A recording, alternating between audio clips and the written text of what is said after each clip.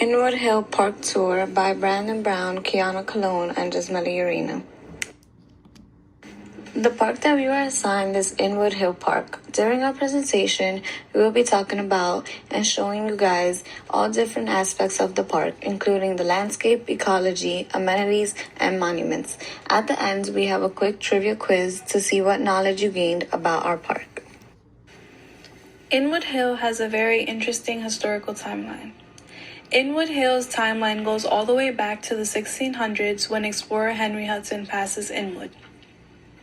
Peter Minuet purchased the land from Lenape, which are Indian tribes who resided here during the time, and by the 1700s they were gone. In the 1700s, the British occupied it during the Revolutionary War, which that part was called the Cockfort Hill. In the 1800s, a railroad bridge is built over Spuyten-Duyville, and members of the downtown merchant class start residing here, only until railroad line changes from downtown towards Harlem, causing them to leave. In 1890, Chenoweth then discovers the caves. In 1895, the ship canals open for marine traffic and connects the Harlem and Hudson River. In the 1900s, many asylums and house of rest develop in the area. On May 8, 1926, it opened as an official park to the public by Native Americans. During this event, more than 1,000 New York residents attended. In the late 1900s, there have been numerous amounts of park not being cleaned or sanitary, Inwood being one of them. As time goes on, more activities start happening in park life, such as summer camps, sit-in movies, and etc., thus becoming the park that Inwood is now. Landscape. Inwood Park is a 196-acre public park that is surrounded by the Hudson and Harlem River. The 196 acres are mostly lush woodlands that include witch hazel, spicebush, and dogwood, which are all three different types of plants that you would find in the woodlands, which are simply green spaces. The rock and glacial formations that you see around the park were dragged in by the Wisconsin ice sheet during the last ice age. These glacial formations are also known as the native rocks. The glacial activity has left behind caves, potholes, striations, valleys, and a central ridge. The rocks are a metamorphic mix of Manhattan schist and Inwood marble, and Michael and Clark Rupano designed this park and modernized it. The best time to go visit the park is mid-May through June, which is the time where you will see all the flowers blossom, a lot of green spaces, and it will be perfect weather, not too hot, to go up the trails and just walk around the park. In the park, there are 3 different hiking trails. They are color-coded by orange, blue, and white. Each different trail is based on their level of difficulty and length, which is what distinguishes one from another. The first trail is the White Trail.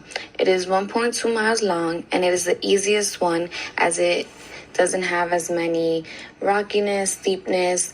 It's mostly flat. It takes you up a flight of stairs and into the woods where you hear birds and you get to see a view of the Hudson. The next trail is the Orange Trail, which is 1.3 miles long, meaning only 0.1 miles longer than the white one. This one is a moderate to vigorous trail. It takes you off the paved paths through the heart of the forest, meaning it can be a little more rocky, and it gives you a view of the Spuyten-Duyville Creek and the Hudson River. The last trail is the blue one. The blue one is 1.7 miles long. It is a moderate trail, and it is perfect for those that are looking for a long hike along a paved path. You will get views of the Hudson and the New Jersey Palisades at the Overlook Meadow. So although the blue trail is the longest, the orange trail can be a little harder to get through. Even though we are not physically doing the tour at Inwood Hill Park, we still think it would be beneficial to show you guys what the map of the tour would have consisted of. Instead of using this map as a tour guide, we want you guys to use this map as an outline for this presentation. Listed on the side is the places that we will be covering, which are your basic park amenities, monuments, the dog park, the history of the caves, the hiking trails, the amenities through pop culture, and all the special types of animals that can be found at Inwood Hill Park during particular seasons. The New York City parks have also put together amenities for the community of Northern Manhattan to explore all 196 acres.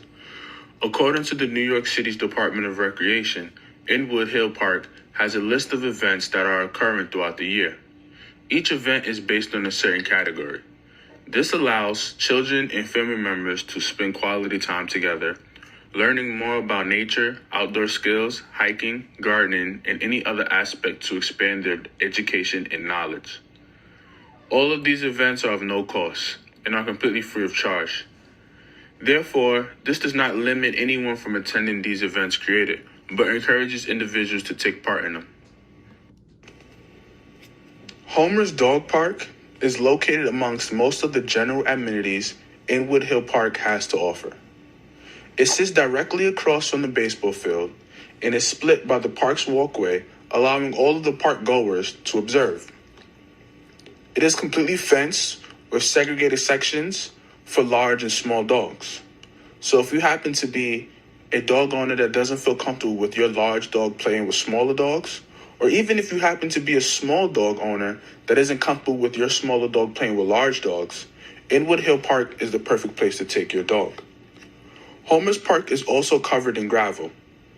It has a watering area for you to either wash your dog or provide it with water on hotter days. The small dog section has a cedar chip ground covering it for the safety of smaller dogs. Dog bags, poop bags, waste bins are all available in a small agility platform, and planks are available in the large dog section.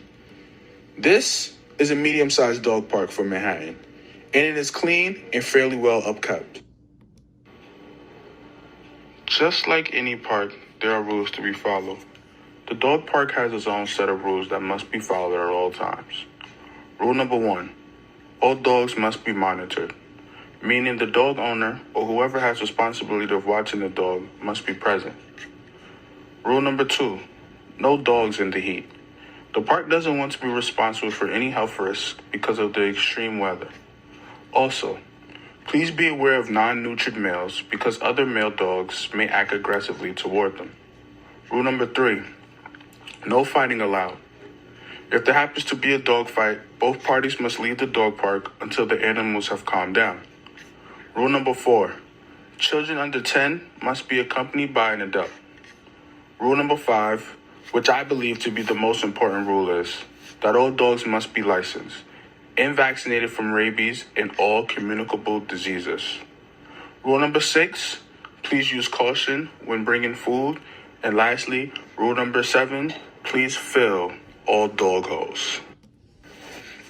Movies on the lawn is where I believe pop culture in Inwood begins to take place. Growing up in an urban place like New York City, many of us have seen drive-in movie theaters in more rural places. We often wonder if there's a place where we can enjoy a movie in a different setting. Located in the soccer field, each and every Monday, from June to August, Inwood Hill Park offers a free movie night. As shown in the 3 pictures below, people of all ages are welcome. Soccer for Children is one of the most important programs Inwood Hill Park has for kids. It takes place in a soccer field which is located next to the Hudson River. The 2020 season begins April 18th and ends June 6th. The program is ran by Pius Arnon and Sunny Awusu. According to their website, CoachPiusYouthSoccer.com, both men had a vision to foster and facilitate an atmosphere that would encourage young children to pursue a healthy lifestyle through the great and exciting sport of soccer. The CPYS experience provides more than just kicking a soccer ball around. This organization educates children on ways to attain a healthier lifestyle by being productive in an extracurricular activity. Their mentorship and counsel will help kids learn the fundamentals of soccer and encourage discipline, perseverance, and sportsmanship. Pius, the CEO and co-founder of Coach Pius Youth Soccer LLC, holds a master's degree in accounting.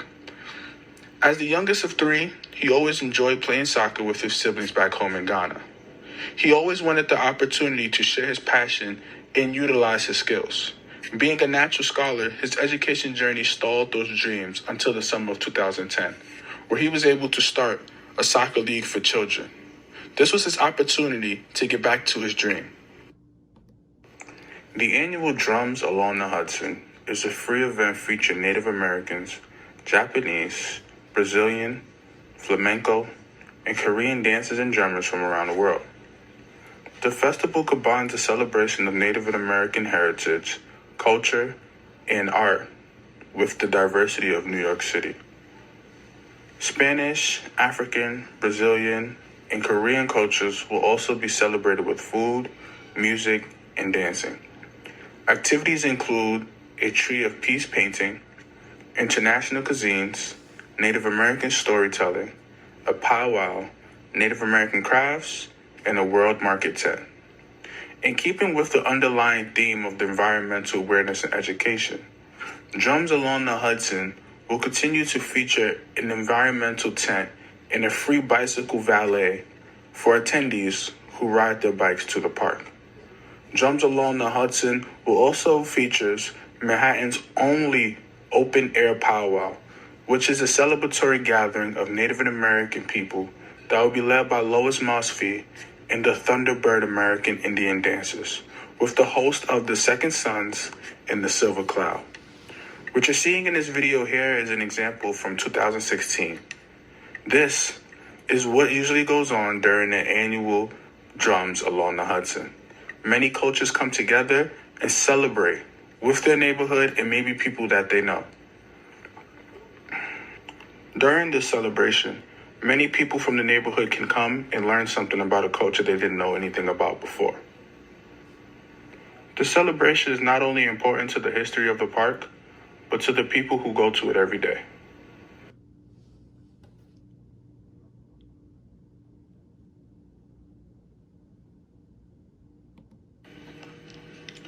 Inwood Green Market, located at Manhattan's northernmost point, at the foot of Inwood Hill Park, one of the city's biggest and most beautiful parks, open every Saturday year-round. Market hours are from 8 a.m. to 3 p.m. According to grownyc.org, this market is a neighborhood favorite. People of all ages, backgrounds, and tastes gather each Saturday to meet their friends and neighbors to do their weekly shopping. Even on the coldest, darkest winter Saturdays, loyal Inwood shoppers come out because they know they can't get these products like this anywhere else. A core group of farmers attend each week. And during the peak of the season, a few more join to round out the offerings with the summer's bounty. Inwood Green Market is available for everyone who decides to come. They accept cash, SNAP, EBT, debit, credit, WIC, and a senior coupons are accepted. EBT users, for every $5 spent EBT, customers receive a $2 Health Buck coupon to purchase additional fruits and vegetables. Like Jasmine stated before, the Inwood Hill Trails is split up into 3 parts, each having its own color and length. From going to this park many times, I can assure you that this is by far the most popular amenity in Inwood Hill Park. I can also assure you that all of these trails can become an extreme workout due to the hills and steps throughout each trail. Inwood Hill Park actually has an event featuring these same exact hills we are looking at in this video. According to the NewYorkEventful.com, hiking is the ultimate way to enjoy the outdoors and is a fun way to reduce stress. Regardless of the intensity level, it is a great way to burn calories and stay fit. The Urban Park Rangers hiking guide will show you all of the hidden gems New York City has, and the place is mostly off limits to the general public. On their hiking guides, you can gain oriental skills, explore the city's rich history, or just take an hour to unplug from the world. Hiking programs feature intensity levels ranging from light strolls on mostly paved paths to moderate, faster-paced hikes on rugged terrains. Just like we recommended, they recommend that you wear shoes, boots, and pack a light snack and bring water. So now we are looking at the Scirocco Park rock, and basically as you're looking here, you can see that it's a big rock and it has a plaque on it, and in the next slide we'll be seeing what is said on the plaque. The Shirakopak Rock says, according to legend, on this site of the principal Manhattan Indian village, Peter Minuet in 1626 purchased Manhattan Island for trinkets and beads then worth about 60 guilders. This boulder also marks a spot where a tulip tree grew to a height of 165 feet and a girth of 20 feet. It was until its death in 1938 at the age of 280 years that the last living link with the Recawonk Indians who lived here. Dedicated as part of New York City's 300th anniversary celebration by the Peter Minuet Post 1247 American Legion, January 1954. As said earlier, underneath that tulip tree, Peter Minuet struck a deal with the chief of the local Lenape tribe to 60 guilders worth of goods, such as glass beads. That was worth about $24 at the time, whereas now $24 would seem as nothing to us. It would have seemed like a pretty good trade back then, since glass beads were very rare in the Americas. The Lenape tribe also thought that they were trading the right to the use of the land, not granting exclusive rights to it, which would have been hard for them to do, especially since most of the land was actually controlled by a different tribe, which was the Wekwakiks, a band of the Munsee. The fact that the Dutch had a different concept of ownership than the Lenape, and the fact that they made the deal with the people who didn't even own the land, would create a lot of conflict in the years to come, which in the end, it did create a lot of conflict. So the Shirakopak Rock is a glacial erratic transported to Inwood by glaciers that pushed everything in their path, which is kind of like a snowplow. It's called erratic because it was formed miles away in western Connecticut before being picked up by the glacier and deposited on the shores of Spute and Duville. If you look closely at the rock, you can see that there are hairline cracks, and this happens when the temperature changes, whether it's hot or cold, and the rock will expand or contract, causing weathering, which are the cracks that we see in the rock. If water gets into the crack and freezes into ice, it will expand and make the crack in the rock even bigger, which is not good because it can destroy the rock. This rock is named for the large Lenape settlement on its banks, and it's the native word that describes the landscape, which means the waiting place, the sitting down place, or between the ridges. So now we're going to be talking about the tulip tree, and basically before Inwood became Inwood Hill Park, a tulip tree grew in the forest. The giant tulip tree became a popular destination for picnickers, school children, and hikers that were basically looking to escape the other world, which was downtown, and it was thought by many to be Manhattan's oldest tree. The park department has had all the dead wood cut out of the tree, and they filled it with cavities with cement according to the methods of modern tree surgery, and erected around it an iron fence, hoping that the ancient tree may stand for centuries to come. Despite people's best efforts to save the tree, the giant tulip fell down due to a storm in 1938, which is why they decided to have the Shirakopak Rock put in place of the tulip tree. And they put a plaque on the boulder, the Shirakopak Rock, saying what was there and the meaning behind it, because the tulip tree was no longer able to be there due to it falling due to the storm. So the tulip tree was very important for the people, and it was a witness to how humans transformed this landscape. And they even had a little saying for the tulip tree, which was, old tulip tree, what changes time hath wrought, what scenes have passed beneath thy bow, what fleeting age hath brought. And this was by Augustus Post in June 3rd, 1933. So as we look at these images of the tulip tree, I want everyone to remember that after it was destroyed by the storm, this is the exact same spot where they decided to put the rock. And if you can see on the picture to the right, if you can see like the little blocks in between the tree, almost separating it, that's where they put the cavities in to keep the tree from falling down. Here are a few images of Inwood Hills basketball courts. Here we have a few other images of Inwood Hills tennis courts. And here we have more images of Inwood Hills handball courts. Inwood Hill has a lot of activities going on, and these courts are very crucial for the community. And since Inwood Hill is a public park that has basketball, tennis, and handball courts, we can say that it has benefited its community tremendously. These courts provide a safe place where everyone and anyone can go and have fun. It is a great place for people to go with your family or friends and just enjoy certain activities within those courts. It gives people the opportunity to showcase their skills and enhance their talents. For most people, these courts feel like a home for them. It feels like a place where they fit in, which is why it's very important that every park, including Inwood Hill, has courts that provide those services for everyone. Now we are looking at a few pictures of the Harlem and Hudson River along the Inwood Hill Park, and you can see how beautiful it is. And on the bottom right corner, you can also see the bridge, and that's actually the Henry Hudson Bridge. So, dating back to the Lenape tribes, it is believed that they relied on both the Hudson and the Harlem River as their source of food. And the area of the park along the Harlem River includes the Moscato Marsh, and it's one of Manhattan's last remaining natural salt marshes, and the other being Smuggler's Cove, which attracts large numbers of water birds.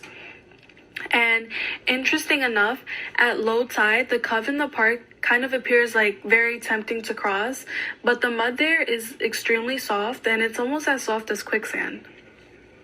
So, on the official hiking trails map of the park, the curve in the shoreline is marked as salt marsh, and prior to 1936, the knob of land between the cove and the creek was part of the Bronx, and which was known as Johnson Point after the ironworks that stood on it.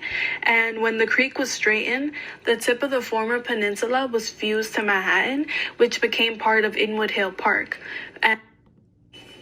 So on the peninsula of the river, a boathouse was built with a dock, but over the decades, the silting of the cove made it kind of impractical for mooring boats, and at low tide, the boats would rest on the muddy surface, so there wouldn't really be anywhere for the boats to go because of how dry the land was. And in this photo here from 1941, we see the outline of the cove nearly completed. So with the natural salt marsh, it has to be filled with dry land in order to manage the flow in the cove, which creates like a narrow canal across the peninsula in Inwood. And that channel is actually still there and is spanned by a bridge connecting to the peninsula. At high tide, it becomes an island.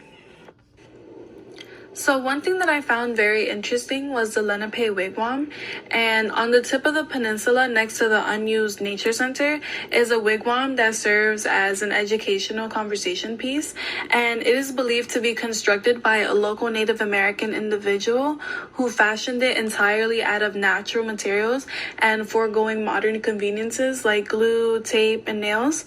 And if you take a closer look at the wigwam, which you can see down below, you can see how detailed the Native Americans made it, and ironically, this wigwam survived dozens of winter storms and heavy rains, while the nature center right next to it was battered by Hurricane Sandy in late 2012.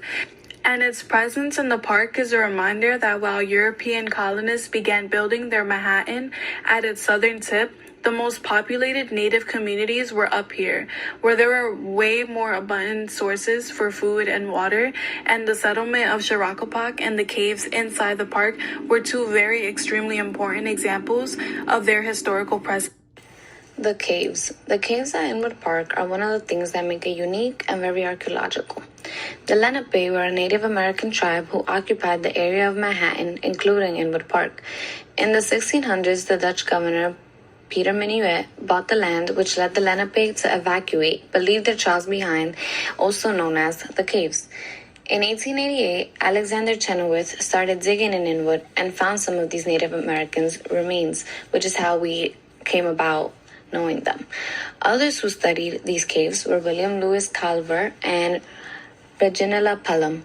Inside the caves, they found evidence of fireplaces, tools, and pottery. In the summer, the caves are cool, and some use them as a rest stop for some cool air while walking up the trails.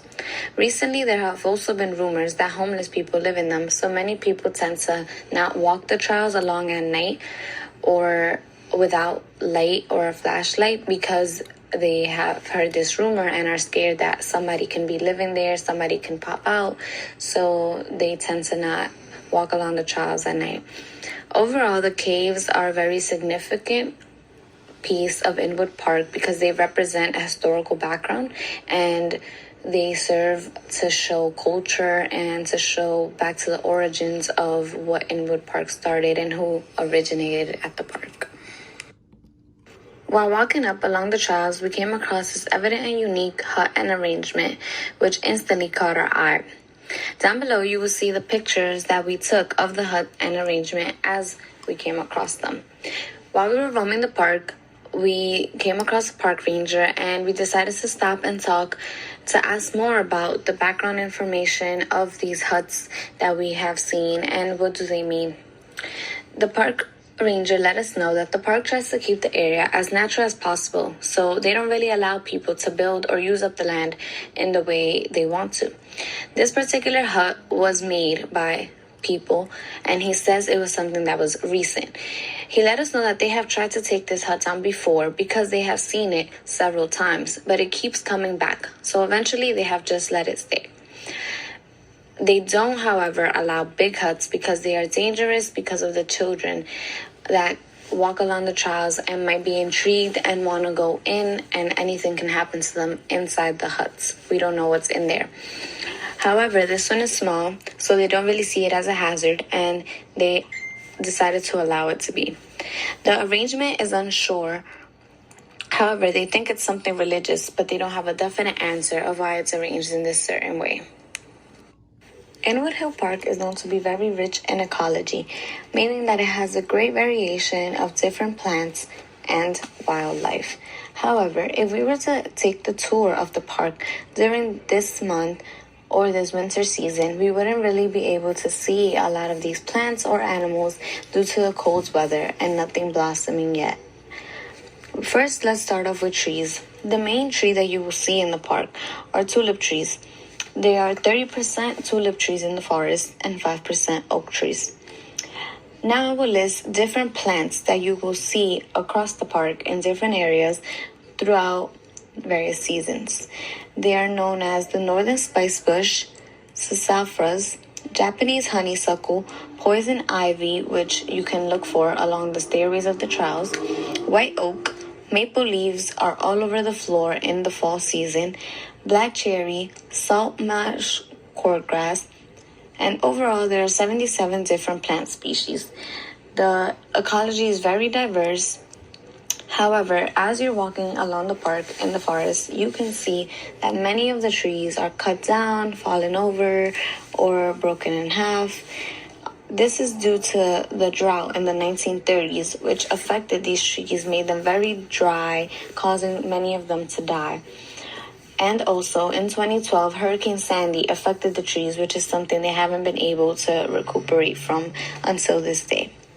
The forest is something that makes Inwood Hill Park unique because it contains the last old-growth forest in Manhattan. By last old-growth forest, what I mean is that it has never been cut down, so it is one of the only forests in Manhattan that is still a natural space and has been untouched. Some of the tallest trees are also found here. Animals. Overall, the park has a great variety of animals. There are mammals such as avians, which are birds and bats, and lepidopterans, which are different insects like butterflies and moths. You will also see rodents, rabbits, and squirrels. Some of the most seen animals I will list below. The first is the eastern gray squirrel. It is an invasive species that comes from Europe, and they are considered highly invasive, making them a threat to our local ecosystem and our native red squirrel. How do you identify an eastern gray squirrel? Well, you can identify it by its brownish, large, and bushy tail. And its behavior is scatter hoarder, meaning it protects their food and hoarders it. Down below you can see a picture of it.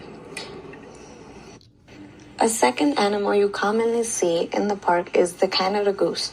It is an invasive species as well. They migrate from different regions and they can be seen in the water areas in the park. How do you identify a Canada goose? You can identify it by its black head and neck, its white cheek and chin, and its brown body. Its behavior is migratory, meaning it travels from place to place. You can see them flying in a V shape, and they breed and nest. The third animal is the ring-billed gull. It's a bird that is most common in the park, but there are over 150 bird species. The ring-billed gull are invasive and they migrate from Canada and Mexico. How do you identify it? You can identify it with its white body, its yellow beak, and a black ring around the beak. Its behavior is it's common to steal food from other birds. Around the park, you see many nests all over the trees. The last commonly seen animal is the common raccoon.